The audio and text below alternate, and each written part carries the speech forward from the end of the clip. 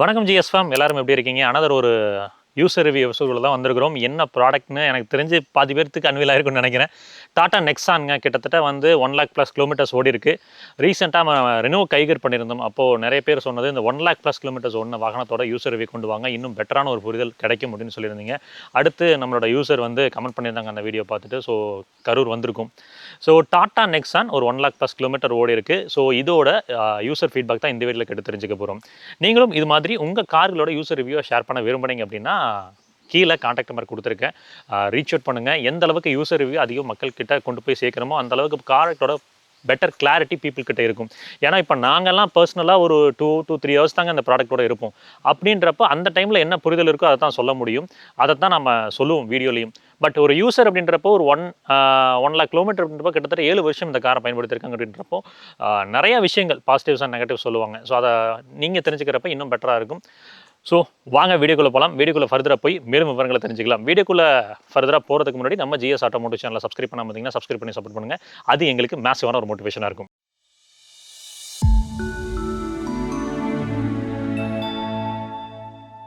Brother வணக்கம். வணக்கங்க. எப்படி இருக்கீங்க? நல்லா இருக்கேங்க. நீங்கள் எப்படி இருக்கீங்க? நல்லா இருக்கேன் பிரதர், நல்லா இருக்கேன். ஃபர்ஸ்ட் ஆஃப் ஆல் தேங்க்ஸ் சொல்லணும். ஏன்னா இவ்வளோ தூரம் வந்து இன்வைட் பண்ணி எங்களுக்கு வந்து வாகனத்தை வந்து ரிவ்யூ கொடுத்ததுக்கு ஒரு மேசிவான ஒரு நன்றிகள். அதெல்லாம் ஒன்றும் இல்லைங்க. நீங்கள் இல்லை இவ்வளோ தூரம் எஃபோர்ட் போட்டு வர்றதே, செலவு பண்ணி வர்றதே பெரிய விஷயம் தான். Thank you brother. Brother, Tata Nexon 1,00,000+ kilometres ஓட்டிருக்கிறீங்க. எப்படி இருக்குது உங்களுக்கு அந்த ஃபீல்? வண்டி ஒன்றும் பிரச்சனை இல்லைங்க. வண்டி எடுத்தப்போ எப்படி இருந்ததோ கிட்டத்தட்ட ஒரு 80% கண்டிஷன் அந்த மாதிரி தான் இருக்குதுங்க. ஓகேங்க. வண்டி நல்லா ஜம்முன்னு இருக்குது, ஒன்றும் பிரச்சனை இல்லை. ஸோ எடுக்கிறப்போ ஒய் டாடா நெக்ஸான் ஒரு கேள்வி இருக்குங்க. அந்த டைமில் இருந்த கார்களை தாண்டி நீங்கள் டாடா நெக்ஸானுக்கு வந்த காரணம்? நான் ஃபஸ்ட்டு ஃபியட் லீனியா வச்சுருந்தேங்க, யூஸ்டு. நான் ஒரு 1,50,000 கிலோமீட்டர் ஓடினதை வாங்கி ஒரு 50-55 கிலோமீட்டர் ஓட்டிட்டேங்க. சரிங்க. மாத்திர கண்டிஷன் வந்ததுங்க. அப்போ அந்த டைமில் பார்த்தீங்கன்னா ஈகோஸ்போர்ட் இருந்ததுங்க. ஆல்மோஸ்ட் மார்க்கெட் எக்ஸிட் ஆகிற கண்டிஷனில் இருந்ததுங்க. அது இல்லாமல் ரெனால்ட் டஸ்டர் பார்த்தேங்க. ஓகேங்க. திரும்ப ஃபியட் லீனியாவே புதுசு வந்து அண்டர் 10 lakhs கொண்டு வந்தாங்க. எனக்கு அண்டர் 10 lakhsக்குள்ளே கொடுக்குறேன் டாப் எண்டு அப்படின்னு சொல்லி சொன்னாங்க. சரி ஓகே, நம்ம அப்படி தான் பார்க்கலான்னு யோசிச்சேங்க. சரிங்க. சில வண்டி எல்லாம் டெஸ்ட் ட்ரைவ் பண்ணாங்க. கரெக்டாக டாடா நெக்ஸான் லான்ச் பண்ணாங்க. அந்த டைம் கொஞ்சம் ஹைப் எல்லாம் நிறைய இருந்ததுங்களா. நான் ஆல்மோஸ்ட் என்ன பண்ணேன், எல்லா வீடியோஸ் பார்த்தேன், டிபிஎச் ஆர்டிகல் ரிவ்யூ எல்லாம் படித்தாங்க. ஓகேங்க. சரி வண்டி எனக்கு ஓகேன்னு தோணுச்சு. ஈகோ ஸ்போர்ட் தான் 0 பண்ணேன். ஈகோ ஸ்போர்ட்டில் ரியர் சீட் வந்து ரொம்ப கொஞ்சம் கம்ப்ரஸ்டாக இருந்த மாதிரி இருந்தது. ஸோ சரி ஈகோ ஸ்போர்ட்டும் 13 சம்திங் இருந்ததுங்க. சரிங்க. டாப் எண்டு போனோம். அது ப்ரைஸ் கம்மி பண்ணி பேசி பார்த்தா ஒன்றும் ஆகலைங்க.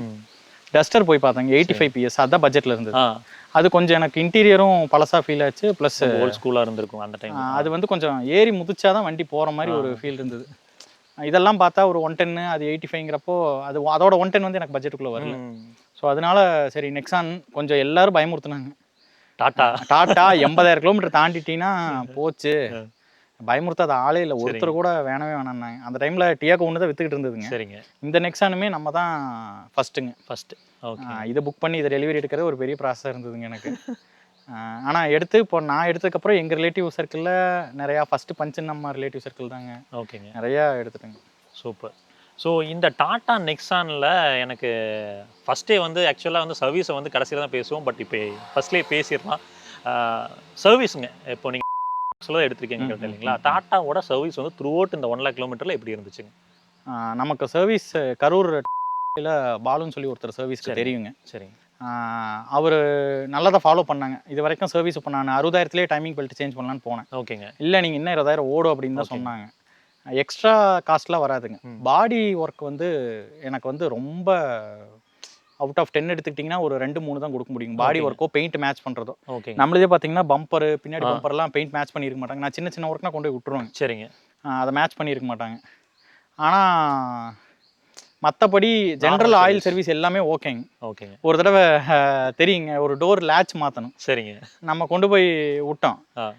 நான் கொஞ்சம் அர்ஜென்ட் ஒர்க்கு, ஒரு 1000 கிலோமீட்டர் டிரைவ் இருந்ததுங்க.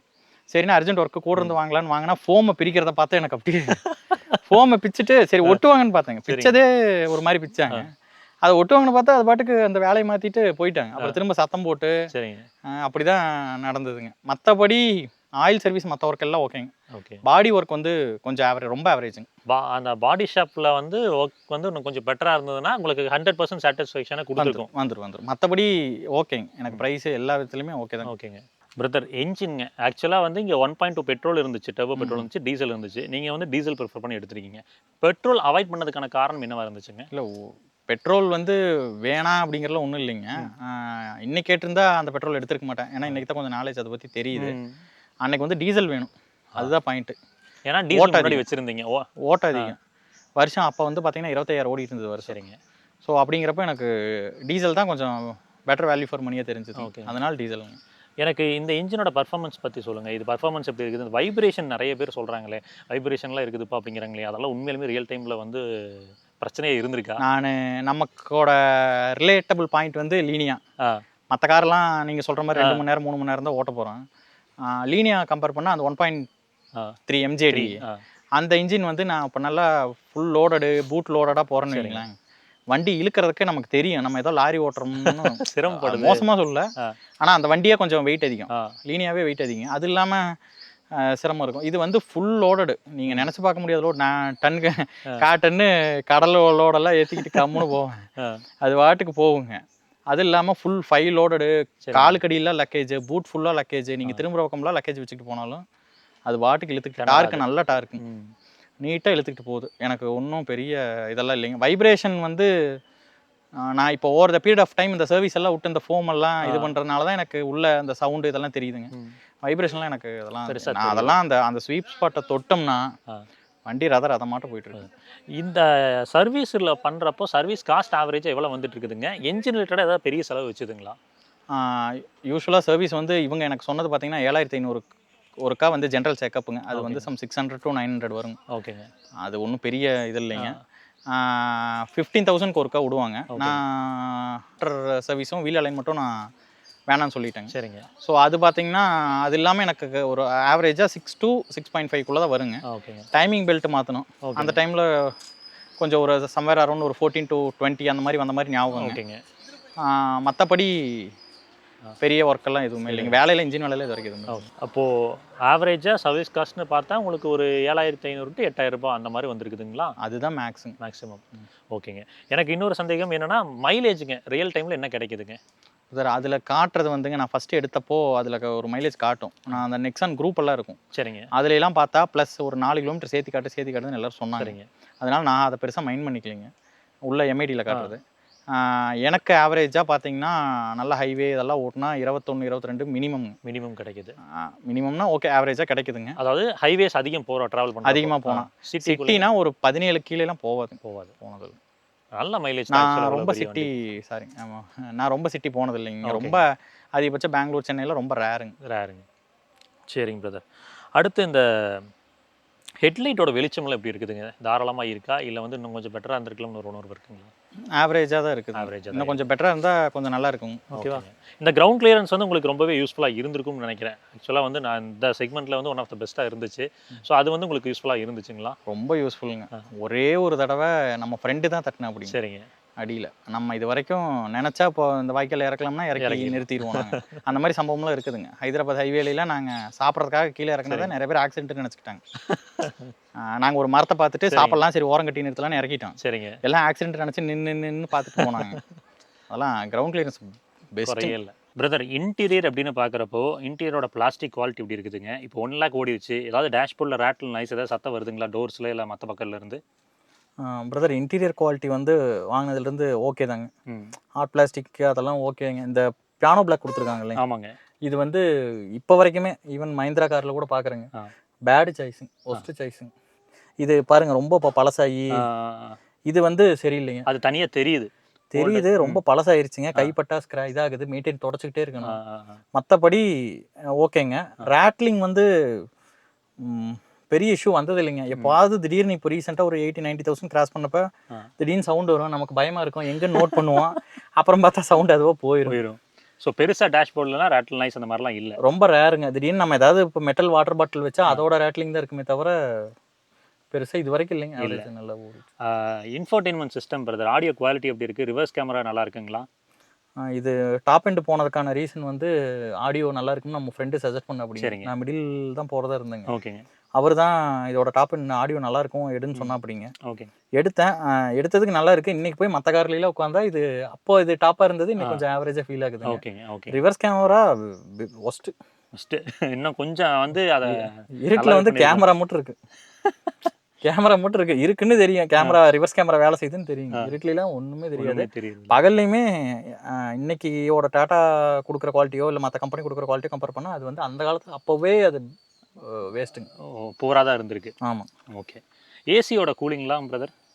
ஓகே, அதெல்லாம் ஒன்றுமே இது வரைக்கும் பெரிய ப்ராப்ளம் இருந்தது இல்லைங்க. இப்போ ரீசெண்டாக நான் அக்டோபரில் ஒரு ட்ரைவ் போனப்போ இதே ரேட்லிங் மாதிரி தாங்க. சரிங்க. திடீர்னு கூலிங்கே வரலைங்க. பயந்துக்கிட்டு நான் சர்வீஸ்க்கெல்லாம் ஃபோன் பண்ண ஆரம்பிச்சேன். சென்னை போயிட்டு இருக்கோம். அன்னைக்கு விஜய் அவரோட இது வேற இங்கே மாநாடு.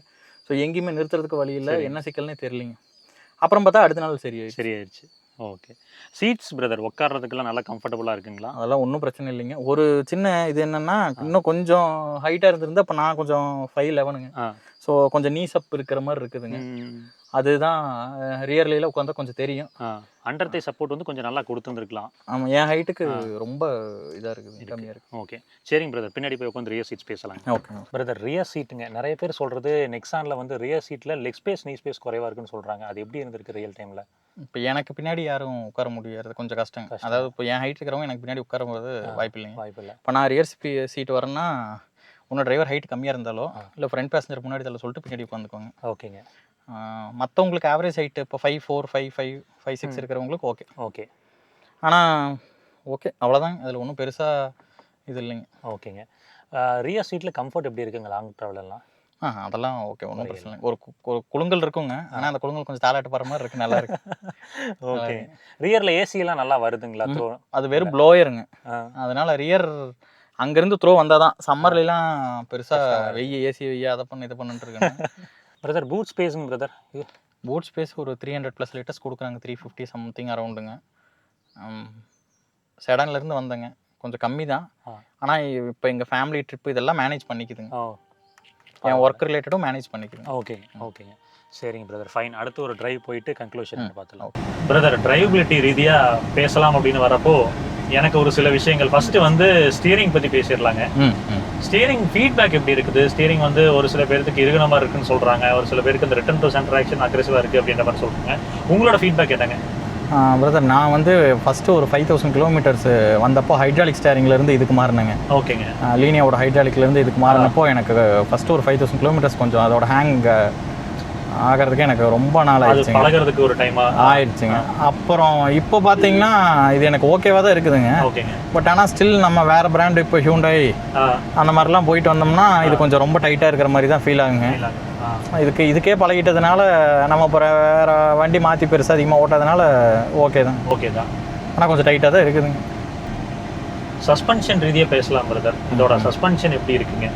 அதாவது குண்டு குழியில் விடுறப்போ, இந்த மாதிரி ஸ்பீட் பிரேக்கரில் விடுறப்பெல்லாம் செட்டில்டாக இருக்குங்களா, இல்லை டம்மு டம்முன்னு விழுகிற மாதிரி ஒரு ஃபீல் இருக்குங்களா? அந்த கட்டை அடிக்கிறப்பல டம்மு டம்முன்னு விழுவுறது ரொம்ப ரேர் கேஸுங்க. ஓகேங்க. இப்போ எப்படின்னா நம்ம இப்போ ரீசெண்டாக ஒரு ட்ரிப்பு போயிட்டு வந்தோங்க. அதில் ஒரு ரோடு பார்த்தீங்கன்னா ஃபுல்லாக பேட்ச் மட்டும்தான். ஓகேங்க. போகிறப்போ பார்த்தீங்கன்னா ஒரு 70-80 போனாங்க. ஓகேங்க. ஏன்டா அந்த ரோட்டில் வந்தோம்னு நான் ஒய்ஃப் எல்லாம் ஃபீல் பண்ண ஆரம்பிச்சிட்டாங்க. ரிட்டன் வரப்போ அந்த ரூட் எடுக்க வேணாம்னு முடிவு பண்ணேங்க. But due to time constraint அதே ரூட்டில் திரும்ப வந்தேங்க. ஓகேங்க. அப்போ என்ன பண்ணிட்டேன், எனக்கு கொஞ்சம் சீக்கிரம் வரணும் அப்படிங்கிறதுனால ஒரு 100 அந்த மாதிரி வந்தாங்க. சரிங்க. ஆனால் 100 அப்போ ஃப்ளோட் ஆகிடுச்சிங்க காரு. எனக்கு இந்த ரோட்டில் தான் நம்ம போனோமா, இந்த காரில் தான் போனோமான்னு சந்தேகம் அந்த மாதிரி ஃபீல் ஆயிடுச்சு. ஸோ நான் அப்போ என்னன்னா நல்லா ஸ்பீடாக போகிறப்போ அப்படி ஃப்ளோட் ஆகி போயிடுச்சுங்க. ஸ்லோ ஸ்பீடில் தான் அந்த இது தெரியுதுங்க. பிரேக்ஸ் எப்படி இருக்குங்க பிரதர்? பிரேக்கு ஓகேங்க, ஹிட் அண்ட் மிஸ் தாங்க. பட் ஆனால் உங்களுக்கு கான்ஃபிடென்ட்டாக தான் இருக்குங்க. ஒரு 1 or 2 டைம்ஸ் நம்மளே கொஞ்சம் ஃபன் பண்ணி விட்ருங்க. பட் மற்றபடி ஆள் கூட்டுங்க. நிறைய பேர் கேட்குறதுங்க பிரதர், பாடி ரோல் ஜாஸ்தியாக இருக்குது, ரொம்ப கார்னரில் வேகமாக எடுத்துட்டோம்னா ரோல் ஓவர் ஆயிருமோன்னு ஒரு பயம் இருக்குது அப்படின்லாம் சொல்லுவாங்க. அது ரியாலிட்டியில் உங்களுக்கு இவ்வளோ இயர்ஸ் ஆஃப் ஓட்டுனதில் எப்படி இருக்குங்க? இருக்கு பாடி ரோல்லாம் இருக்குதுங்க. இப்போ நீங்கள் இந்த கார்னர் எங்களுக்கு ஒரு சம்பவம் ஆயிருக்குதுங்க. சரிங்க. ரோல்லாம் ஆகல, பட் ஆனால் அந்த டைமில் என்ன நடந்ததுன்னு நமக்கு ஒன்றுமே தெரியலைங்க. ஆனால் இப்போ நம்ம திரும்ப டேஷ் கேமில் எல்லாம் பார்த்தோம், பட் நமக்கு எப்படி ஐடியானே நமக்கு தெரியலைங்க. பாடி ரோல் இருக்கிறது உண்மைதாங்க. ஆனால் அது வந்து நம்ம ரொம்ப டயரிங்கான பாடி ரோலாக இல்லை. ஓகேங்க. இப்போ நீங்கள் ஸ்கார்பியோ இதெல்லாம் கம்பேர் பண்ணுறப்போ ரைட்டே போயிடலாம். சரி. ஸ்கார்பியோ இதெல்லாம் கம்பேர் பண்ணுறப்போ இருக்கிற பாடி ரோல் இல்லைங்க. இல்லை, பழைய ஸ்கார்பியோ. ஓகே. ஹில் ஸ்டேஷன்ஸ்லாம் ஏறுறப்பல என்ன எப்படி உணர்வுங்க பிரதர்? அதெல்லாம் ஒன்றுமே பிரச்சனை இல்லைங்க பிரதர். தாராளமாக நான் ஃப்ரீக்வெண்ட்டாக போகிறது தாங்க. ஓகேங்க. ஆல்மோஸ்ட் எங்கே போனாலும் இப்போ உங்களுக்கு ரொம்ப டேஞ்சரஸ்னால் அதாவது ரொம்ப உங்களுக்கு பெண்டாக இருக்கிறனா கொல்லிமலையே எடுத்துக்கலாங்க. ஒன்றுமே பிரச்சனை இல்லைங்க, அது பாட்டுக்கு போயிட்டு வந்துடுதுங்க. பவர் லாஸ்லாம் ஃபீலே ஆகல. இந்த எக்கோ சிட்டி ஸ்போர்ட் மோட் பற்றி இப்போ பேசுவோம். சொல்லுங்க உங்களோட அனுபவம். இந்த 3 மோட் டிரைவ் மோட்ஸ் எப்படி இருக்குது, டிஃப்ரென்ஸ் இருக்குதா? பிரதர் இப்போ இது வந்து 110 ஹார்ஸ் பவர் 260 நியூட்டன் இருக்குங்களா. ஸ்போர்ட்டில் அது ஃபுல்லாக கிடைக்குங்க. ஓகேங்க. அப்படியே சிட்டியில் பார்த்தீங்கன்னா ஒரு 20 ஹார்ஸ் பவரையும் 40 நியூட்டன் மீட்டர் டார்க்கையும் கம்மி பண்ணுறதா இதெல்லாம் நான் வந்து படித்ததை வச்சு சொன்னேங்க. பட் ஆனால் நமக்கு சேஞ்ச் பண்ணுறப்ப ஃபீல் இருக்குதுங்க. ஓகேங்க. ஃபஸ்ட்டு வந்து கார் வாங்கின புதுசில் ஸ்போர்ட்டில் தான் நான் வச்சு ஓட்டுவேங்க. சரிங்க. இதுவுமே சரி, எதுவும் இப்போ பைக்கு எதுனாலும் எல்லாமே அந்த ஸ்போர்ட் மோடில் தான் வச்சு ஓட்டுவாங்க. சரிங்க. ஸ்போர்ட்டில் வச்சா ஸ்போர்ட்லேயே இருக்கும், நம்ம எப்போ ஆன் பண்ணி ஆஃப் பண்ணாலும் அதுலேயே இருக்குங்க. ஓகேங்க. ஒரு சாஃப்ட்வேர் அப்டேட் பண்ணுறேன்னு பண்ணி இப்போ எப்போ ஆஃப் பண்ணி ஆன் பண்ணாலும் டிஃபால்ட்டாக சிட்டிக்கு போயிடுது. ஒரு தடவையும் நம்ம ஸ்போர்ட்டுக்கு மாத்திரதா இருக்கும். நமக்கு ஒரு எல்லா நேரம் அந்த நினப்பு இருக்காதுங்க. அதுதான் ஃப்ரஸ்ட்ரேட்டிங்காக இருக்குது. ஆனால் நல்ல டிஃப்ரென்ஸ் இருக்குங்க. ஈக்குவலாக போட்டோம்னா கார் மந்துன்னு ஆயிருங்க. நல்லா இருக்குது. Sport drive mode is activated. Economy drive mode is activated. ஸ்லைட்டான அந்த டிஃபரன்ஸ் இருக்கு. Sport drive mode is activated. இப்போ ஹை ஸ்பீட்ஸ் போறோம், ஒரு 80-90 தாண்டறோம்னா அந்த ரோட் நாய்ஸ்ங்க, விண்ட் நாய்ஸ் இதெல்லாம் உள்ள கிரீப்பிங் ஆகுதுங்களா? ஆகுது. அதெல்லாமே இருக்குதுங்க. ஒரு 80-90க்குள்ள பெருசாக தெரியறதில்ல. சரிங்க. அதுக்கு மேலே போனால் அதுதாங்க இப்போ இந்த ஃபோன் பிரச்சனை, ஏஜிங் ஆகிறதுல இந்த மாதிரி நம்ம அடிக்கடி சர்வீஸ் விட்டு எடுக்கிறப்போ இது பார்க்குறது ப்ளஸ் அது இருக்குதுங்க. வாங்கின புதுசில் அதெல்லாம் நான் பெருசாக நோட் பண்ணல. இப்போ வயசாயிருச்சு, வண்டிக்கு வயசாயிருச்சு, நோட் பண்ணுறப்போ இது எல்லாமே நல்லா தெரியுது. இந்த பில்லர் பிரதர் இது அது வந்து டாட்டாவோட நெகட்டிவ்ங்க. இந்த ஏ பில்லர் வந்து ஒரு பீரியட்ல நான் இப்படி எட்டி விழுந்து இப்படி ஓட்டிக்கிட்டு இருப்பேன், இப்படி ஓட்டுவேன். கார்னர்லாம் அப்படி தான் ஓட்டிக்கிட்டு இருந்தேங்க. எட்டி விழுந்து பார்த்துக்கிட்டு தான் ஓட்டிக்கிட்டு இருந்தேங்க. இப்போ அப்படியே ஓட்டி அப்படியே ஒரு கெஸ் வர ஆரம்பிச்சிருச்சு. பழகிட்டேங்க. ஆனால் இது நம்ம கார் யார் எடுத்தாலும் சொல்லுவாங்க, இந்த மாதிரி டாட்டாவில் இந்த மாதிரி ஏ பில்லர் இருக்கிறவங்க யார் கேட்டாலும் வச்சிருக்கிறது எல்லாரும் சொல்கிற கம்ப்ளைண்ட் இதுதாங்க.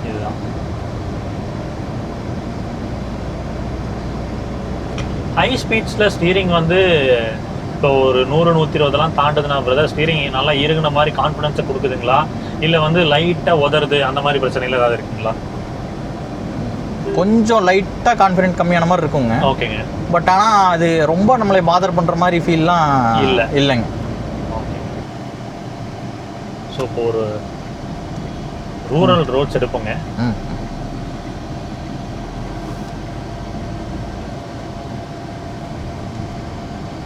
லாங் டிரைவ் எவ்வளோ தூரம் போயிருக்கீங்க பிரதர் இந்த வண்டியில்? பிரதர் நான் 1000 கிலோமீட்டர் 1025 கிலோமீட்டர்ஸ் டிரைவ் வந்து ஒரு 3 தடவை பண்ணியிருக்கிறேங்க. ஓகேங்க. ஒன் டேயில். ஸோ அதெல்லாம் இப்போ ஒன்றும் பிரச்சனை இல்லைங்க, கவலை இல்லை, நல்லா தான் இருந்துச்சு. அதெல்லாம் பண்ணேன். கரெக்டாக 1,15,000 கிலோமீட்டர் கிட்ட ஓடி இருக்கீங்க. ஆமாம். மோஸ்ட்லி இதில் பார்த்தீங்கன்னா ஒரு 1,05,000 அந்த ரேஞ்ச் வந்து நான் ஓட்டுனது தாங்க. ஒரு 10,000 மற்றவங்க ஓட்டுனது, நம்ம ஆஃபீஸில் ஓட்டுனது அந்த மாதிரி இருக்கும்.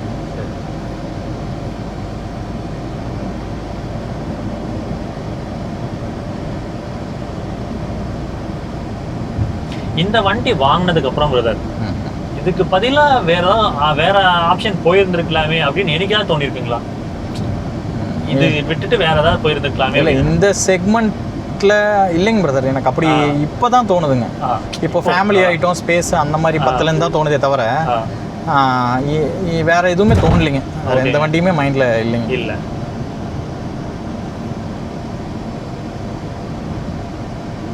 கிளச்சும் அந்த கியர் ஷிஃப்ட்டும் எப்படி ஃபீல் ஆகுதுங்க பிரதர்? பிரதர் எனக்கு கிளச்சு தான் ஒரு பயமாக இருந்தது. சரிங்க. அவங்க அப்போ ஒரு ஏதோ சம் டெக்னாலஜி இதில் ரைட் எடுத்துருந்தாங்க. ஓகேங்க. அவங்க வந்து அப்போ ஒரு டெக்னாலஜி சம்திங் சொன்னாங்க. ஓகேங்க. நீங்கள் கிளச்சு இப்போ எப்படி இருக்கோ நீங்கள் இன்னும் 1000 லட்சம் கிலோமீட்டர் ஓட்டினாலும் அதே மாதிரி தான் இருக்கும். உங்கள் யூசர் பேட்டர்னுக்கு ஏற்ற மாதிரி அது அப்படியே தான் இருக்குன்னு சொன்னாங்க. ஓகேங்க. எனக்கு கைண்ட் ஆஃப் அப்படியே தான் இருக்கிற மாதிரி இருக்குதுங்க. ரொம்ப லைட் கிளச் எல்லாம் கிடையாது. கியர் ஷிஃப்ட்டும் ரொம்ப நீங்கள் இப்போ ஒரு மாருதியிலையோ ஹோண்டாலையோ எடுத்துக்கிற மாதிரியான கியர் ஷிஃப்ட் கிடையாதுங்க, சாஃப்டா. ஓகேங்க. பட் ஆனால் ஓகே தாங்க. ஓகே தான். இப்போ நீங்கள் சிட்டியில் ஓட்டுறவங்களுக்கு கொஞ்சம் ரொம்ப கஷ்டமாக இருக்குங்க. என்னோட நான் சொல்கிற அத்தனையுமே என்னோட டிரைவ் பேட்டர்ன் வந்து பார்த்தீங்கன்னா 90% ஹைவே தான். ஹைவேஸ். ஸோ ஃபைனலாக ஒரு டிரைவும் முடிச்சிட்டோங்க. பிரதர், இந்த வண்டியோட கன்க்ளூஷனாக ஒரு 3 பாசிட்டிவ்ஸ் ஒரு 3 நெகட்டிவ் சொல்லணும்னா எப்படி சொல்லுவீங்க? பாசிட்டிவ்னா இன்ஜினோட பவருங்க. சரிங்க. ரைடு குவாலிட்டி நல்லா நல்லா இருக்கு. இருக்கு. ஓவராலாக வண்டி பெருசாக ஏஜ் ஆன மாதிரி எனக்கு ஃபீல் ஆகல. ஃபீல் ஆகலை. அதுவே பெரிய விஷயம் தான் ஆக்சுவலாக. ஓகே. நெகட்டிவ்னு எடுத்துக்கிட்டிங்கன்னா மெயினாக எல்லாமே கொஞ்சம் இந்த ஏஜ் ரிலேட்டடாக சர்வீஸ் ரிலேட்டடான இஷ்யூ தாங்க. அந்த பாடி ஒர்க்கு மெயின்டெனன்ஸோ அப்புறம் ஓவர் த ஏஜ் வந்து அந்த இன்ஜின் நாய்ஸ் உள்ள சீப்பின் ஆகிறது, ஓகேங்க. இதெல்லாம் தான் ரொம்ப நெகட்டிவாக நான் பார்க்குறேங்க. ப்ளஸ் மெயினாக உள்ளே நம்ம போய் உட்கார்றப்போ ரொம்ப குனிஞ்சு ஏஜ்டு பீப்புளோ புதுசாக வர்றவங்களோ கம்பல்சரி தலை இடிச்சுக்கிறாங்க. அந்த ஸ்லோப்பிங்காக முடிச்சிருக்கிறதுனால நமக்கு அந்த நீங்கள் ஃப்ரண்ட் சீட்லேயே இடிச்சுக்கிறாங்க. ரியர் சீட் வரைக்கும் போகிறதில்ல, ஃப்ரண்ட் சீட்லேயே இடிச்சுக்கிறாங்க. ஓகேங்க. டம்முன்னு இடிச்சிருக்கிறாங்க. அதே மாதிரி ரியர் சீட்லேயும் பெரியவங்க உள்ளே போய் உட்கார்றது வந்து சிரமமாக இருக்கு. ரொம்ப சிரமமாக இருக்குது. உள்ளே குனிஞ்சு போய் உட்கார்றது கொஞ்சம் சிரமமாக இருக்குது. ஓகே. ஸோ ஓவராலாக இது இந்த 1 lakh கிலோமீட்டர் எக்ஸ்பீரியன்ஸ் உங்களுக்கு வந்து ரொம்பவே நல்லா தான் இருந்திருக்கு. நல்லா. So fine. சரிங்க ஃபேம், வீடியோவோட முடிவுக்கு வந்துட்டோம். இந்த வீடியோவில் ஒரு டாட்டா நெக்ஸான் ஒரு 1 lakh கிலோமீட்டர் ஓடினதில் அவரோட எக்ஸ்பீரியன்ஸ் என்னவோ அதை நமக்கு ஷேர் பண்ணியிருக்காரு. அவருக்கு சின்ன ஒரு ஷவுட் அவுட் கொடுத்துடலாம். நீங்கள் மேலும் உங்கள் காரோட ப்ராடக்ட்டோட யூசர் ரிவ்யூ இது மாதிரி ஷேர் பண்ண விரும்புனீங்கன்னா நம்ம ஜிஎஸ் ஆட்டோமோட்டிவ் சேனலோட கான்டாக்ட் நம்பர் கொடுத்துருக்கேன், செக் அவுட் பண்ணுங்கள். கண்டிப்பாக அது பார்க்குற மக்களுக்கு ரொம்பவே யூஸ்ஃபுல்லாக இருக்கும். சரிங்க, இன்னொரு வீடியோ சந்திக்கலாம். அது வரைக்கும் எப்பவுமே சொல்கிறதா, ரோட்டில் போய் வரப்போ உங்களை நம்பி எப்படி ஒரு குடும்பம் இருக்கோ அதே மாதிரி ரோட்டில் போய் வர சக மனிதர்களை நம்பி நேசிக்கிற ஒரு குடும்பம் இருக்குது. அதை சச்சர வேணாம். பத்திரமா போய் பத்திரமா வாங்க. Tata, take care, by.